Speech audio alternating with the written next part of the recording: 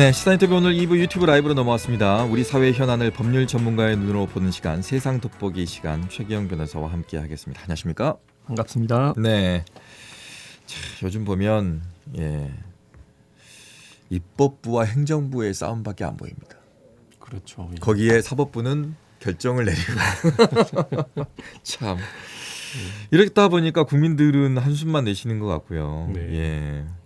어제 일마에도 그렇습니다. 뭐 국무총리 해임 건의안, 뭐 국회의원 체포 동의안, 거기다가 뭐 대법원장 후보자 인사청문회 논란까지 뭐 여러 가지가 뒤죽박죽 혼란인 것 같습니다. 그 뭐가 뭐 더 중요하다고 할 수 없을 정도로 굉장히 사실 네. 하나하나만으로도 정말 중요한 것들인데 네. 한꺼번에 이것들이 막 무슨 폭포수처럼 쏟아지니까 사실 어리둥절하기도 합니다. 근데 오늘은 그냥 그 정치적인 파장이나 이런 걸 얘기하는 것이 아니라 법률적 장치로서 그런 제도를 한번 좀 얘기를 해보고 싶어서 그래요. 지금 방금 말씀하셨지만은 이를테면 대통령 친구인 이균용 대법원장 인사청문회다. 이야.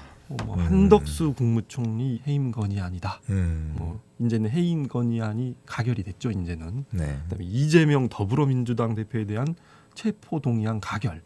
이렇게 하면 뭔가 진짜 어마어마해지지 않습니까? 죄송합니다. 네. 이거를 그 인물들을 빼고 대법원장 인사청문, 인물을 빼고. 예, 총리 해임 건의, 국회의원에 대한 체포 동의 이렇게 한번 생각해 보자는 거예요. 그럼 더 크게 느껴지는데요? 더 크게 느껴지신가요? 예. 그래야 맞는데 제도이니까 좀 더 네. 추상적이고 일반적이니까 그렇게 느끼셔야 맞는데 실제로 우리가 이걸 접근할 때는 뭐 방금 처음에 말씀드렸듯이 인물을 붙여서 그 인물을 중심에 놓고 생각하거든요. 그래서 물론 그것이 잘못됐다거나 그것이 의미 없다는 게 아니죠. 당연히 우리 현실에서는 개개의 어떤 사례를 중심으로 이루어지니까요. 근데 네. 너무 거기에 매몰되면은 말 그대로 누가 뭐라 그래도 내로남불식으로 정치적인 해석으로만 오가잖아요. 얘기가. 그러니까 전체적으로 다시 우리가 규범적인 의미에 대해서 한번 얘기를 해보자 이런 취지에서 한번 네. 주제를 가지고 나왔습니다. 그러니까 법률적인 의미에서 한번 해체해보자. 그렇죠. 집중적으로 한번 들여다봐보자. 뭐 집중적으로까지는 라고 하시면 좀 그런데 하여튼 뭐 그 파장을 이해하시는 거는 얘기하시는 건 이 프로그램에서 전에 또 한번 다뤘으니까 네네. 좀 더 얘기를 좀 시각을 바꿔보자 이런 취지입니다. 네. 근데 이제 많은 분들이 그렇게 생각하세요. 지금까지의 이제 대통령의 스타일상 보면 건의안 올라가봐야 본인이 또 뭐 다시 거절하고 임명해버릴 거고 이런 식으로 약간 이제 사람들도 생각하는 거 아닌가 모르겠습니다. 지금 사실 뭐 해임 건의안 말씀드렸습니다마는 이걸 놓고도 지금 앞으로 대통령이 이걸 받아들일 것이냐 말 것이냐 얘기가 있잖아요. 그 실제로 박진 외교부 장관에 대한 해임 건의안이 가결이 됐으나 대통령이 이걸 받아들이지 않았죠. 지금 외교부 장관직을 수행하고 계시잖아요. 네. 그러니까 마찬가지로 지금 이제 뭐 두 가지 사례는 이미 어떤 국회의 절차를 밟았으니까요. 네. 지금 아직 절차가 지금 진행 중인 대법원장 후보자 인사청문에 대한 문제로 좀 집중을 해서 보면은 네. 그 임명권자가 강행하면 어쩔 수 없다 이런 얘기가 있습니다. 실제로 주변에서도 뭐 실제로 방금 든 예에서도 대통령께서 그냥 강행하셨고요. 근데 뭔가 좀 다릅니다 이거는. 예. 어떤 게 다른가요? 그러니까 모두 인사청문을 거친다고는 하지만은 네. 인사청문을 실시하는 기관이 사실은 달라요. 대법원장, 헌법소장, 헌법재판소장, 국무총리, 감사원장, 대법관, 국회 선출의 헌법재판소 재판관, 국회 선출의 중앙선거관리위원회 위원은 인사청문 특별위원회에서 인사청문회를 합니다. 이 국회에 설치된 기관입니다. 예.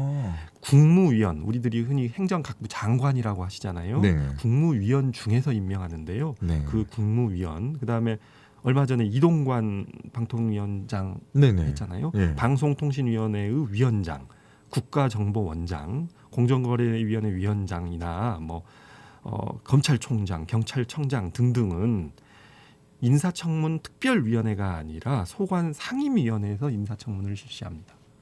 국회위원회에 소관위원회에서 청문회를 실시하는 거예요. 그러면 이런 차이들이 왜 발생하느냐? 우리 헌법에서는 국무총리는 국회의 동의를 얻어 대통령이 임명한다고 하고 있고 네. 국무위원은 국무총리 제청으로 대통령이 임명한다고 합니다. 그러니까 국무위원을 임명할 땐 국회 동의가 필요 없어요. 근데 국무총리나 또 대법원장을 임명을 할 때는 국회의 동의를 얻어야 하는 것입니다. 이게 좀 다릅니다. 이게 임명 절차가요. 대법원장도 그럼 국무총리랑 거의 비슷하다고 보는 거. 절차적으로 보면 비슷하다고 보시면 돼요. 그러니까 장관 임명에는 인사청문회에서 부결되고 국회가 동의를 안 해도 법에 요구한 절차가 아니기 때문에 대통령이 임명할 수 있습니다. 하자가 없습니다. 그런데 국무총리나 대법원장을 임명을 할 때는 국회가 동의를 안 해주면 이건 그야말로 문제가 발생하는 것입니다. 이번 결과는 그럼 어떻게 보십니까? 그러니까 지금 이번에 어제 제가 뉴스를 네. 봤더니 대법원장 후보자 임명 동의 보고서에 네. 여당의 적격 의견과 야당의 부적격 의견이 병기됐다고 하더라고요. 정말 이게 무슨 보고서인가 싶더라고요. 그러니까 결국은 인사청문회에 뭔가를 보냈으면 네. 합의제 기구잖아요, 국회가. 네.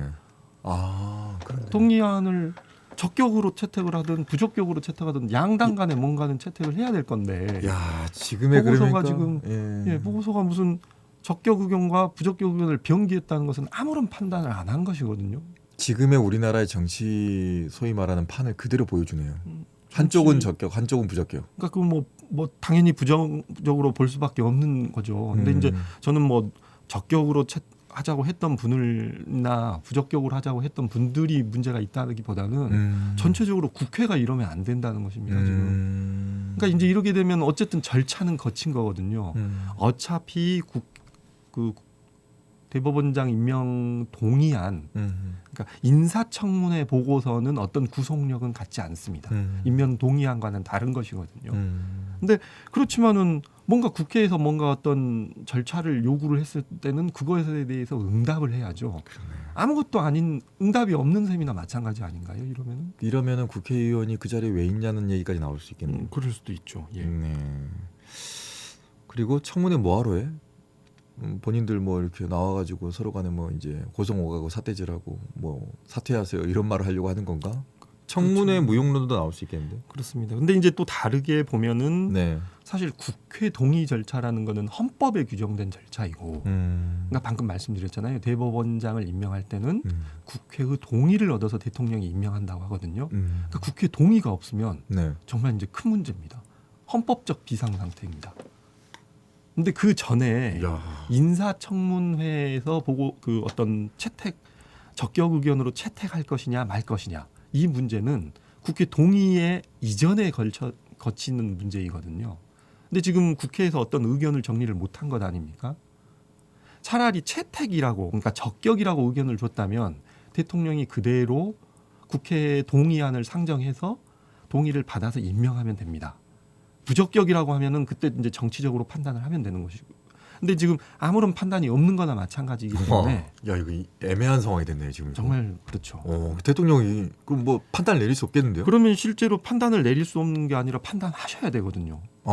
어쨌든 판단하셔야 될 거예요. 그러니까 야당을 설득하든가 아니면 새로운 후보자를 내든가 아니면 좀 더 이 지금 내세운 후보자가 적격이라는 어떤 적격성에 대한 근거를 좀 더 제시를 하든가 뭔가 대통령 뭔가 조치를 취해야 된다는 것이죠. 그러니까 결국은 정치적인 부담을 대통령이 부담하는 것이고 또 우리 대통령께서 정치적으로 올바른 판단을 할 거라고 국민의 한 사람으로 믿습니다.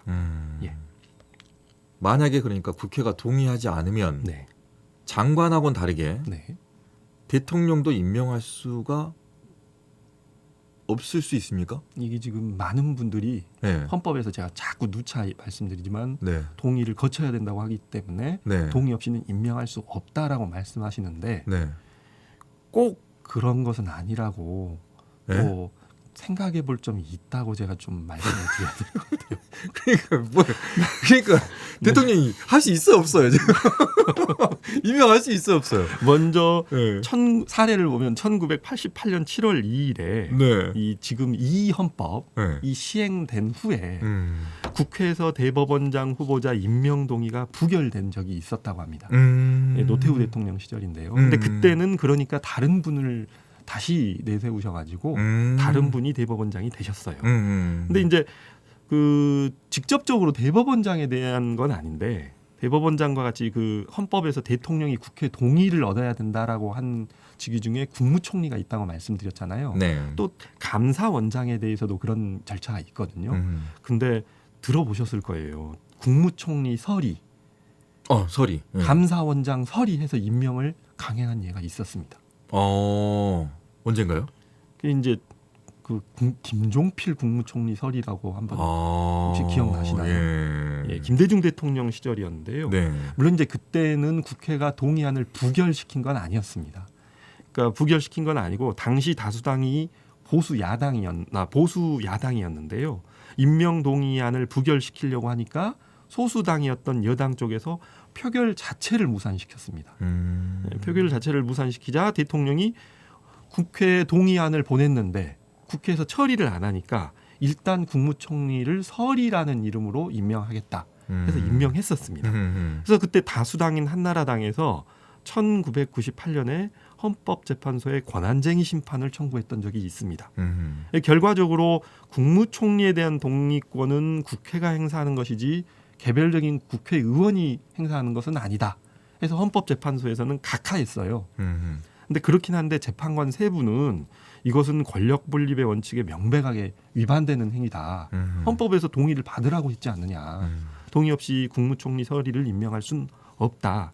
해서 국회의원의 권한을 침해하는 것으로 의견을 내기도 했었습니다. 어려워.